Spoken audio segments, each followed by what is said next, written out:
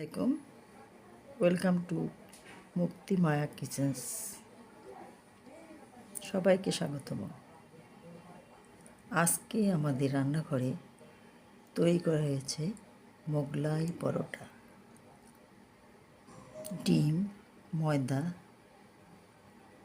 ধনিয়া পাতা, জিরার গুঁড়ো, পেঁয়াজ, কাঁচামরিচ, লবণ, তেল দিয়ে প্রথমে ময়দাকে ময়ন করে রেখে গেছে তেল দিয়ে, লবণ দিয়ে। তারপর প্রসেস করে বড় করে রুটির মতো বানিয়ে তার ভিতর পুরটা দেওয়া হয়েছে। পুর দিয়ে তৈরি করে শেপ করে এনে ফ্রাই প্যানে গরম তেলে ভাজা হয়েছে। খুব মুচমুচা, খুব টেস্টি। আপনারা এইভাবে তৈরি করে খেতে পারেন। জানাবেন কেমন হয়েছে।